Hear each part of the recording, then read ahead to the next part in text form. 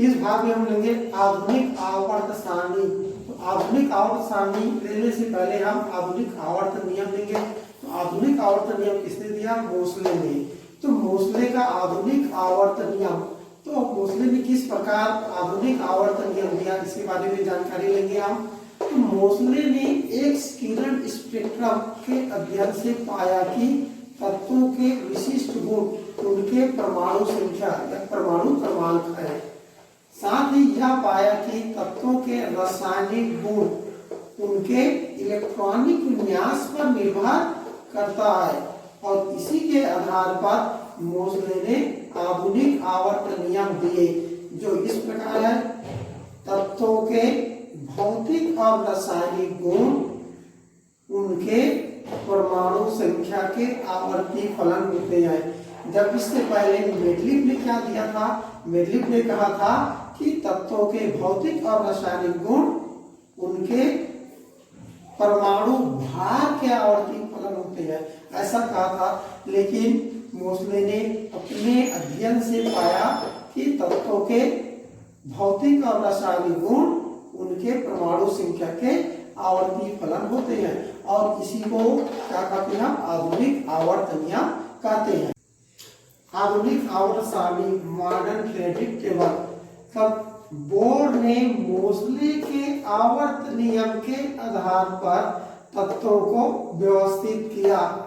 आधार पर यहाँ पर तत्वों को व्यवस्थित किया, जिसे हम बोर की आवर्त सारणी कहते हैं, या इसे आधुनिक आवर्त सारणी भी कहते हैं।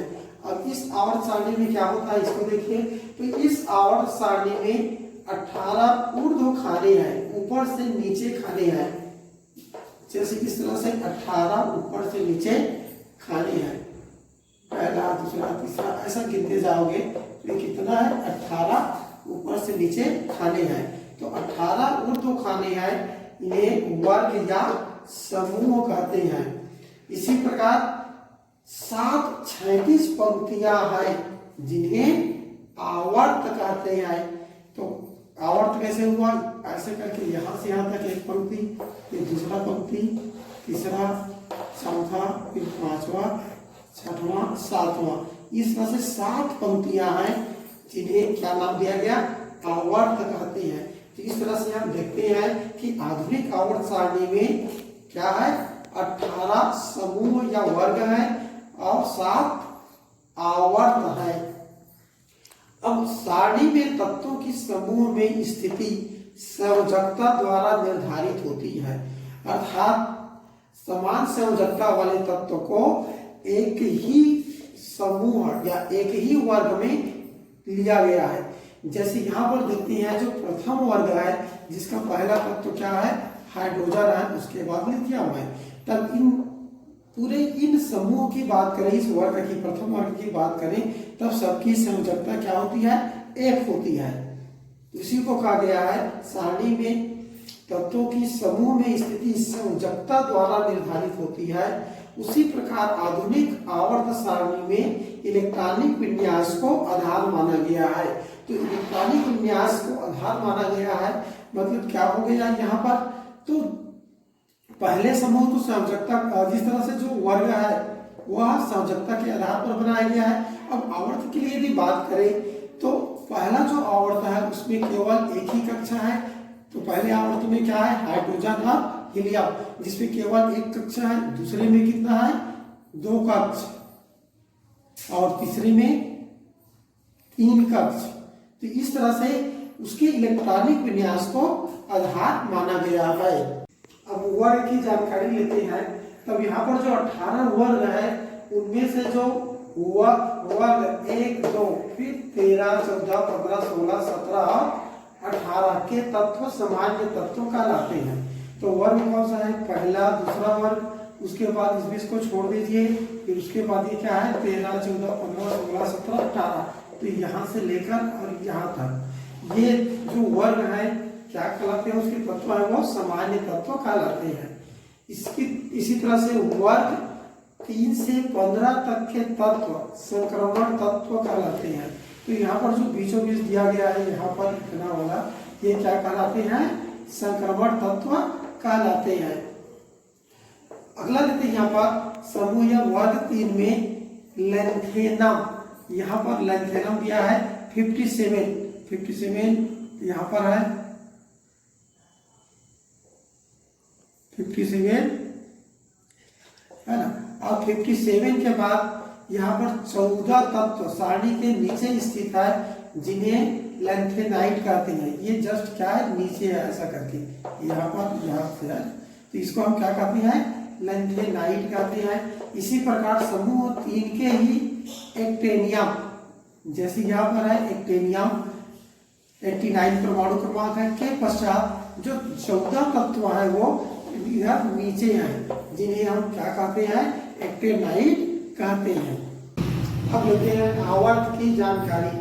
तब यहाँ पर लेते हैं प्रारंभ के 3 आवर्त को लघु आवर्त कहते हैं, क्योंकि इनमें 2, 8 व 8 तत्व हैं, अर्थात पहले आवर्त में केवल 2 तत्व और दूसरे और तीसरे आवर्त में 8 तत्व हैं। जैसे यहाँ पर देख रहा हूँ, पहले आवर्त में क्या है, ये हाइड्रोजन और हीलियम केवल 2 ही तत्व है, और दूसरे आवर्त में हम देखें तो लिथियम बेरिलियम ऐसे करके क्या होगा, ये 8 तत्व है। इसी तरह से तीसरे आवर्त में भी केवल 8 तत्व है। इसके बाद के 2 आवर्त दीर्घ आवर्त कहलाते हैं और इनमें 18 तत्व हैं। तो यहाँ पर चौथे आवर्त और 5वें आवर्त की बात करते हैं, तब इसमें क्या है, 18 तत्व है। इस तरह से आप देख सकते हो इसमें कितने हैं, 18 तत्व। तो इसको हम क्या कहते हैं, दीर्घ आवर्त कहते हैं। अगला आप लेते हैं 6वें और 7वें आवर्त की बात करते हैं। तो 6वें आवर्त में 32 तत्व हैं और 7वें आवर्त में 4 नए तत्वों की खोज के साथ कितने हो गया, 32 तत्व है।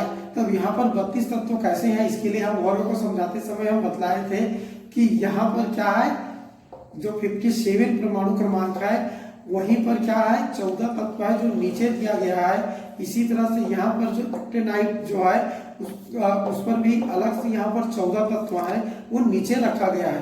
तो इस तरह से इसको आप समझिए कि यहाँ पर जो नीचे 14 है वो क्या होगा, 6वां और 7वें का तत्व है। तो इस तरह से इसको हम जोड़ देंगे तब कुल तत्व कितने हो जाएंगे, 32। तो इस प्रकार हम देखते हैं कि 6वें आवर्त में 32 तत्व है व 7वें आवर्त में भी 32 तत्व है। आधुनिक आवर्त सारणी की विशेषताएं, क्या क्या विशेषताएं हैं इसमें देखते हैं। हालांकि आधुनिक आवर्त सारणी की बहुत सारी विशेषताएं हैं, तो उनमें से यहाँ पर कुछ विशेषताओं को हम यहाँ पर ले रहे हैं। यह आवर्त सारणी परमाणु संख्या पर आधारित है। जैसे हम परमाणु संख्या कहते हैं तो लगातार बढ़ते जाता है, 1, 2, फिर 3, 4, 5 ऐसा करके कंटिन्यू लगातार बढ़ते जाता है, अर्थात परमाणु संख्या पर आधारित है। दूसरी विशेषता क्या है, प्रत्येक तत्व की स्थिति उसके इलेक्ट्रॉनिक विन्यास के आधार पर निश्चित की गई है।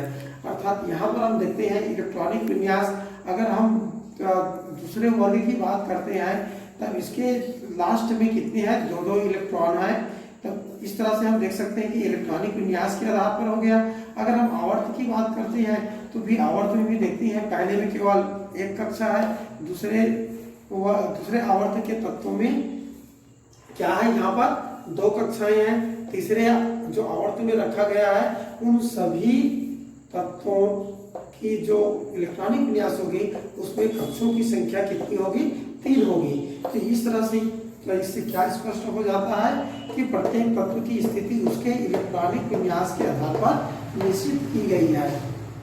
अगला विशेषता यहाँ पर देखते हैं कि इस सारणी में तत्वों के गुणों में क्रमिक परिवर्तन स्पष्ट रूप से दिखाई देता है। अर्थात अगर हम दाएं से बाएं या ऊपर से नीचे जाएं तो तत्वों के गुणों में एकदम धीरे धीरे जो परिवर्तन है वो स्पष्ट रूप से यहाँ पर सारणी पर नजर आता है। जैसे हम किसी भी दूसरे ही आवर्त को लेकर चलेंगे, लेफ्ट से राइट की ओर चलेंगे इस तरह से, तो ये दोनों क्या है, धातुएं हैं। उसके बाद यहाँ पर एक अधातु आ जाएगा, फिर उसके बाद फिर उधातु आएंगे, फिर उसके बाद अधातु आएंगे। तो इस तरह से लगातार क्रमिक रूप से परिवर्तन होता है। तो इसी को कहा गया है कि सारणी में तत्वों के गुणों में क्रमिक परिवर्तन स्पष्ट रूप से दिखाई गई है। इसमें विशेषता क्या है, हाइड्रोजन का स्थान इसमें अनिश्चित है, जैसे गमेट लिख के आवर्त सारणी में था। लेकिन यहाँ पर यदि हम इलेक्ट्रॉनिक विन्यास को हार मानते हैं तब वो क्या होगा, निश्चित रूप से वो क्या होगा, प्रथम समूह के शीर्ष स्थान पर होगा, अतः उन्हें प्रथम समूह के शीर्ष पर दर्शाया जाता है। तो इस तरह से ये इसकी प्रमुख विशेषताएं हैं।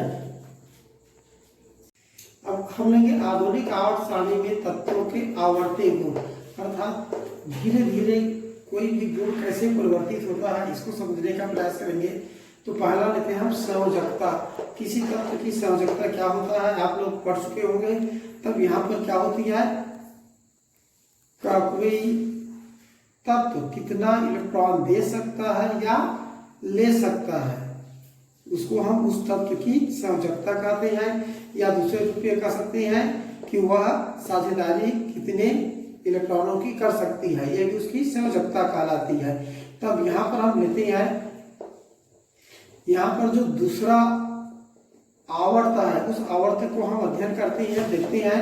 तो दूसरे आवर्त में क्या होता है, lithium, beryllium, boron, carbon, nitrogen, oxygen, fluorine, neon, ये 8 तत्व है।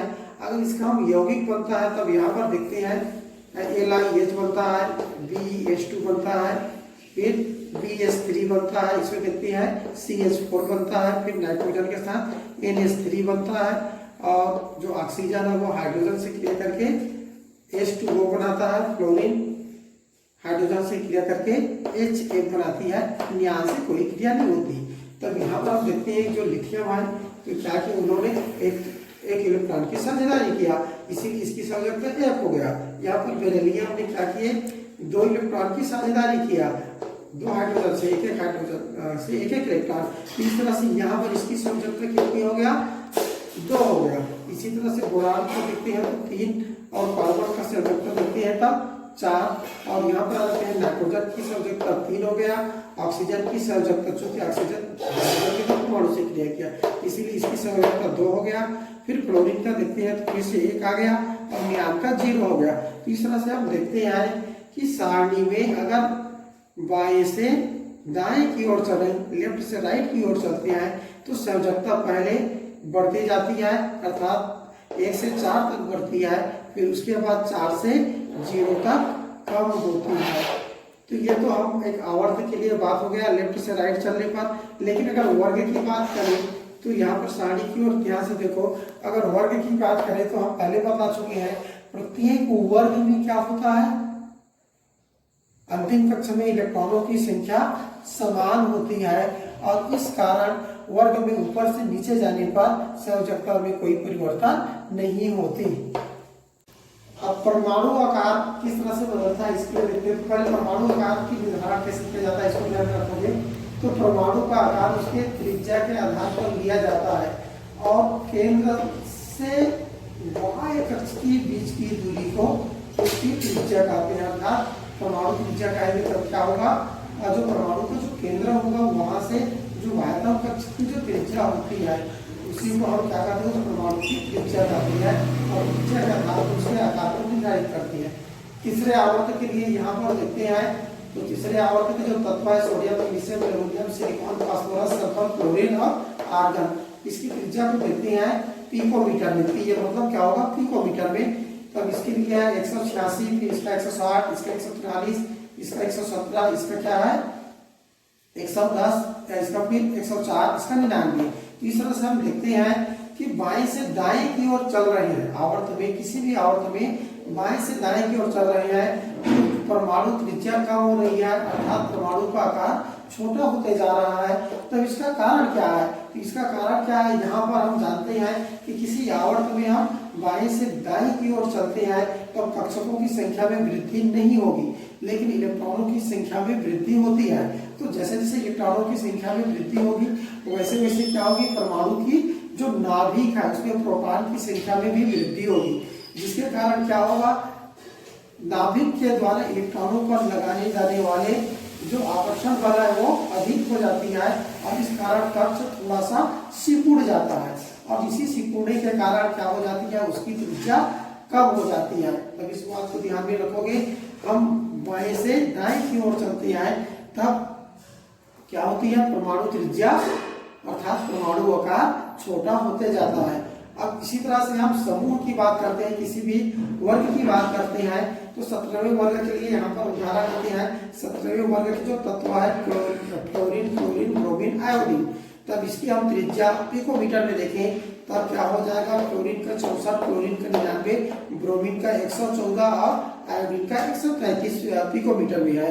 तब यहाँ पर एक स्पष्टता दिखाई दे रहा है कि हम ऊपर से नीचे जा रहे हैं किसी भी समूह में, तो क्या होती है, त्रिज्या बढ़ रही है, अर्थात परमाणु का आकार बढ़ रहा है। और इसका साफ साफ कारण है कि हम वर्ग में ऊपर से नीचे जाते हैं, तो जैसे एक एक स्टेप नीचे जाते जाते हैं वैसे एक एक कक्षकों में वृद्धि हो जाती है, एक एक नए कक्ष प्राप्त होते जाता है, और कक्ष नए कक्ष बनेगी मतलब निश्चित रूप से क्या हो जाएगी, केंद्र से उसकी दूरी अधिक होगी, और केंद्र से दूरी अधिक होगी मतलब क्या होगा, परमाणु त्रिज्या अधिक हो जाएगी, अर्थात परमाणु का आकार बढ़ जाएगा। तो इस तरह से किसी भी हम वर्ग में ऊपर से नीचे जाते हैं तब क्या होती है, परमाणु त्रिज्या अर्थात परमाणु का आकार बढ़ते जाता है। अब लेते हैं यहाँ पर धात्विक और अधात्विक गुण, अर्थात आवर्त सारणी में क्या धात्विक और अधात्विक गुण में किस तरह से परिवर्तन होता है। तब यहाँ पर जो जितने भी तत्व हैं उसको प्रमुखतः धातु और अधातु में बांटते हैं, लेकिन कुछ तत्व ऐसे हैं जो दोनों का गुण रखता है, उसको आप क्या कहते हैं, उपधातु या अर्धधातु कहते हैं। तो इस तरह से वर्तमान में देखिए तब तत्वों को 3 वर्गों से वर्गीकृत किया जा सकता है।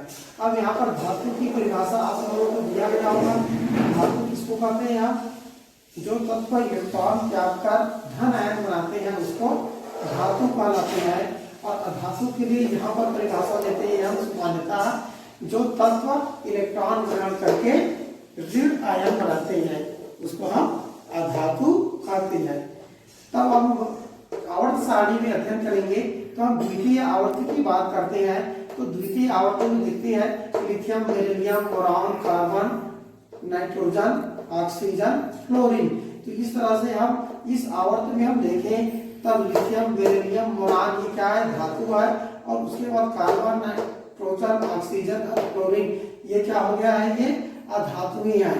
तो इस तरह से हम किसी भी आवर्त में यदि बाएं से दाएं की ओर जाएंगे तब क्या होती है, धात्विक गुण कम होती है, धातु का गुण है वो कम होती है, और अधात्विक गुण क्या होती है, बढ़ती जाती है। ये तत्वों का विशेष गुण है। ठीक इसी तरह से यदि हम वर्ग की बात करते हैं तो यहाँ पर हम 3 वर्गों को एक साथ दर्शा रहे हैं, 13वां, 14वां और 15वां वर्ग। 13वें वर्ग की बात करते हैं तो बोरान, एल्युमिनियम, गैलियम, इंडियम और टॉलेडियम। 14 में देखते हैं कार्बन, सिलिकॉन, जर्मेनियम, आइस्टेनस, लेड और नाइट्रोजन, फास्फोरस, आर्सेनिक, एंटीमनी और बिस्मथ। तो इस तरह से तत्व है, इनमें से हम देखेंगे तब यहाँ पर bismuth, silicon, germanium, arsenic, antimony ये बीचों बीच ऐसा तत्व है जो किसके श्रेणी में आती है, उपधातु की श्रेणी में रखा गया है इसको। और उसके हम पहले देखते हैं तब एल्युमिनियम, गैलियम, इंडियम, या स्टेनस, लेड ये क्या है, धातु है। इसी तरह से अगर इतिहास देखेंगे तब carbon, nitrogen, phosphorus, arsenic, phosphorus है ना, यहाँ तक देखते हैं तीनों, तो ये क्या है, अधातु है। तो इस तरह से यदि हम किसी भी वर्ग में अगर ऊपर से नीचे जा रहे हैं तो क्या होती है, धात्विक गुण बढ़ती है, क्या है, अधातु है, और नीचे की ओर जा रहे हैं तब क्या होती है, धात्विक गुण बढ़ती है और अधात्विक गुण क्या होती है, घटती है। तो इस तरह से इसको आप याद रखोगे। इसी तरह से आप सारणी में अगर हम ध्यान से देखें तो सारणी में आप ध्यान से देख सकते हो, इसको हम डायगोनल त्रिज्यीय गुण भी कह सकते हैं, ऐसा करके मतलब इस किनारे से इस किनारे तक जाएंगे त्रिज्या की विकर्ण की दिशा में, त्रिज्या नहीं है विकर्ण की दिशा में, तब क्या होती है, धात्विक गुण क्या होगा, कम होते जाएगा और अधात्विक गुण बढ़ते जाएगी। ठीक है। अब लेते हैं आनंद ऊर्जा या आनंद विभव। तो आनंद ऊर्जा या आनंद विभव क्या है, इसको पहले समझेंगे। तब इसके लिए है किसी विलगित परमाणु अर्थात सबसे अलग किया गया परमाणु के सबसे दुर्बलता से बंधे इलेक्ट्रॉन, जनरली क्या होगा, वाई कक्षीय होगा, तो दुर्बलता से बंधे इलेक्ट्रॉन को परमाणु से बाहर निकालने के लिए आवश्यक ऊर्जा को आयनन ऊर्जा या आयनन विभव कहते हैं। और इसकी इकाई क्या होती है, इलेक्ट्रॉन वोल्ट ईवी है ये। और इसे इलेक्ट्रॉन वोल्ट क्या है, ऊर्जा का छोटा मात्रक है और इसी से हम आयनन ऊर्जा या आयनन विभव को मापते हैं। अब इसके लिए आवर्त सारणी में किस तरह से इसका परिवर्तन होगा, इसके लिए हम देखते हैं। तो द्वितीय आवर्त के लिए यहाँ पर देखते हैं lithium, beryllium, boron, carbon, nitrogen, oxygen, chlorine, neon. इसके लिए हम देखते हैं लिथियम के लिए 5.6 और लास्ट के लिए 7.4 और 21.6 है। तो इस तरह से हम देखते हैं। तब आवर्त सारणी में किसी भी आवर्त में हम बाएं से दाएं की ओर चलते हैं, तब क्या होती है, आयनन जो विभव है या आयनन ऊर्जा है वो क्या होती है, बढ़ते जाती है। इसका बढ़ने का कारण क्या है ये भी आप समझ लो। चूंकि एक ही आवर्त में कक्षकों की संख्या क्या है, समान है। और क्या होती है, नाभिक पर प्रोटॉन की संख्या बढ़ेगी क्योंकि परमाणु क्रमांक लगातार बढ़ते जाती है। तो प्रोटॉन की संख्या बढ़ेगी, अतः वह इलेक्ट्रॉन पर क्या होती है, ज्यादा बल लगाएगी। अंतिम कक्ष पर जो इलेक्ट्रॉन रहेगा उस पर वो ज्यादा बल लगाती है। अतः उसको जैसे जैसे हम आगे बढ़ते जाते हैं, मतलब अधिक परमाणु संख्या की ओर चलते जाते हैं, तब क्या हो जाता है, यहाँ पर अधिक बल की आवश्यकता पड़ती है इलेक्ट्रॉन को निकालने के लिए। इसीलिए यहाँ पर किसी भी आवर्त में हम अगर बाएं से दाएं की ओर चलते हैं तब क्या होगा, आयनन विभव बढ़ते जाएगा।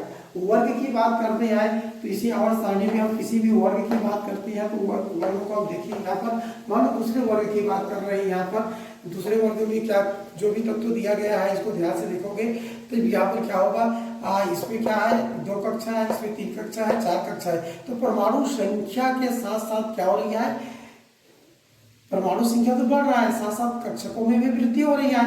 और कक्षकों में वृद्धि हो रही है मतलब अंतिम कक्ष पे जो इलेक्ट्रॉन है वह क्या होती है, नाभिक से अधिक दूरी पर हो रही है। अतः इस कारण हम कह सकते हैं किसी भी वर्ग में अगर ऊपर से नीचे जाते हैं तब आयनन विभव क्या होगा, कम होने लगती है। तो इस तरह से इसको एक शब्द में याद कर सकते हो। आवर्त में हम बाएं से दाएं की ओर चलते हैं तो आयनन विभव बढ़ता है, लेकिन किसी भी वर्ग में ऊपर से नीचे जाती है तब आयनन विभव कम होता है। अब देखते हैं इलेक्ट्रॉन बंधुता, इलेक्ट्रो एफिनिटी। इलेक्ट्रॉन बंधुता क्या है इसको ध्यान से समझोगे। जिस तरह से हमने अभी बतलाया कि कोई एलिमेंट, कोई तत्व क्या करता है, इलेक्ट्रॉन निकालकर धन आयन बनाती है, तब क्या होती है, ऊर्जा की आवश्यकता होती है और जिसकी ऊर्जा को हम इलेक्ट्रॉन वोल्ट में लेते हैं। यहाँ पर जस्ट उसके अपोजिट सोचेंगे, इलेक्ट्रॉन बंधुता।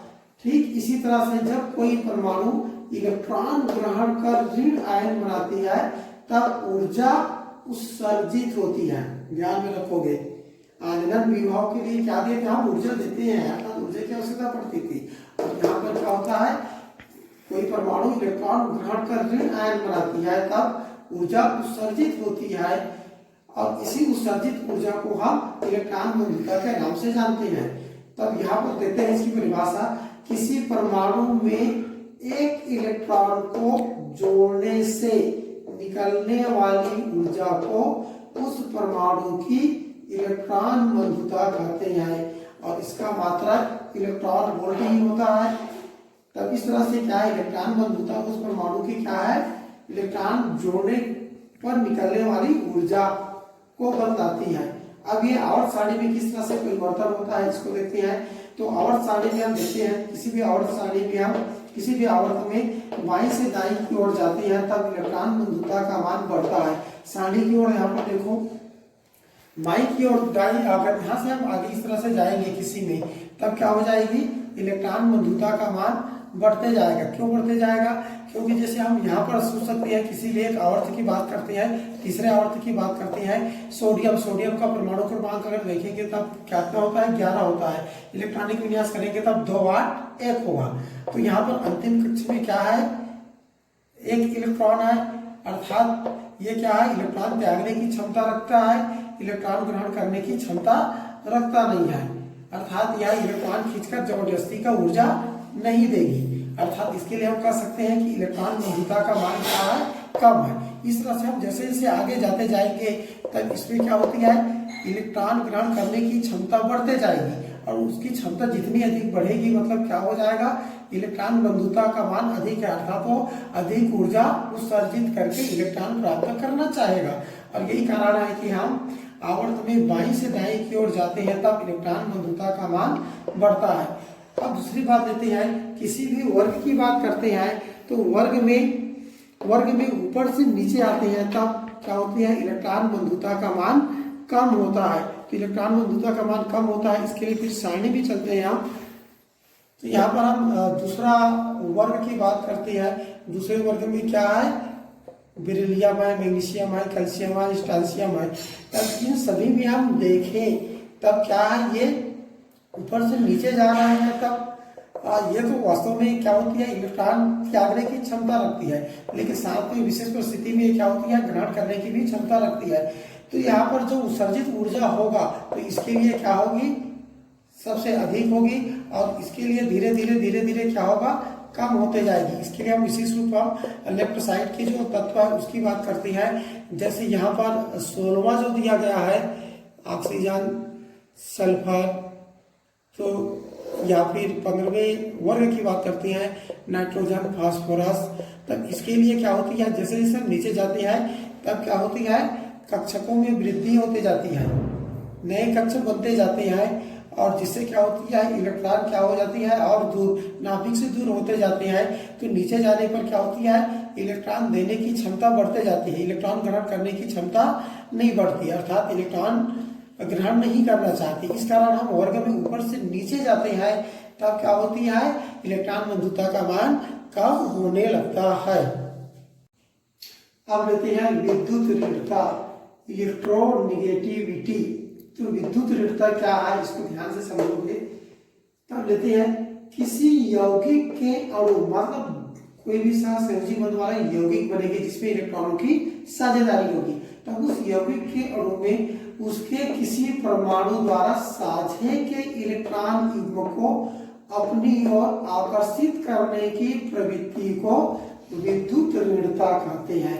इसको हम एक यौगिक HCl से लेते हैं। जब यौगिक HCl बनता है हाइड्रोजन और क्लोरीन से, तब यहाँ पर हाइड्रोजन और क्लोरीन एक एक इलेक्ट्रॉन की साझेदारी करती है और यौगिक बनाती है।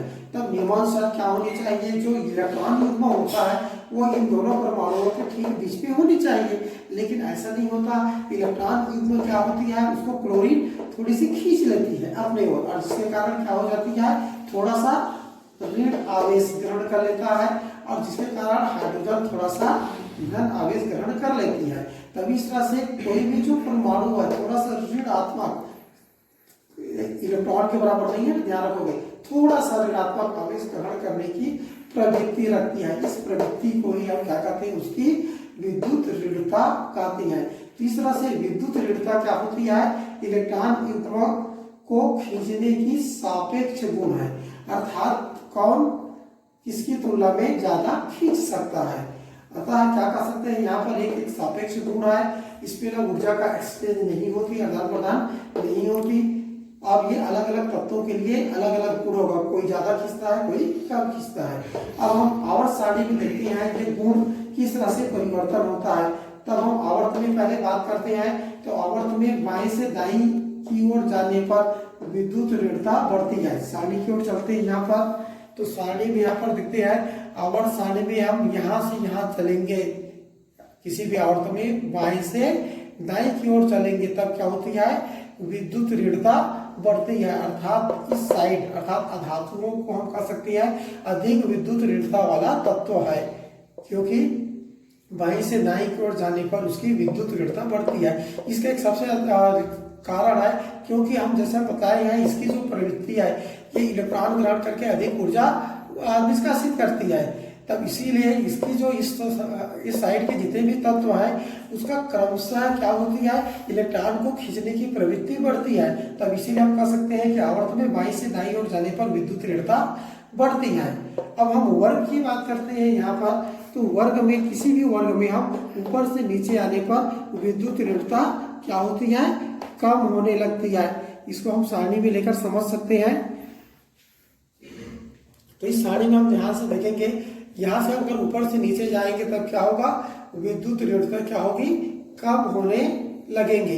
इसका कारण यह बतलाया था क्योंकि कक्षकों की संख्या क्या होती है, बढ़ते जाती है। तब जैसे जैसे नीचे आते जाएंगे कक्षकों की संख्या बढ़ेगी, तब इलेक्ट्रॉन में क्या होती है, ग्रहण करने की प्रवृत्ति कम होते जाती है। इलेक्ट्रॉन ग्रहण करने की प्रवृत्ति कम होती जाती है, इलेक्ट्रॉन त्यागने की प्रवृत्ति बढ़ती जाती है। तब इसी के आधार पर हम कह सकते हैं कि किसी भी वर्ग में हम ऊपर से नीचे जाते हैं तब विद्युत ऋणता कम होती है।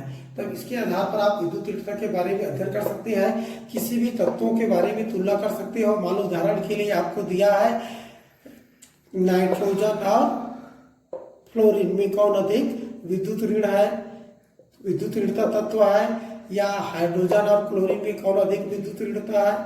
तो जो इस नियम को ध्यान में रखकर आप क्या कर सकते हो, जांच कर सकते हो। तब इस भाग में इतना ही।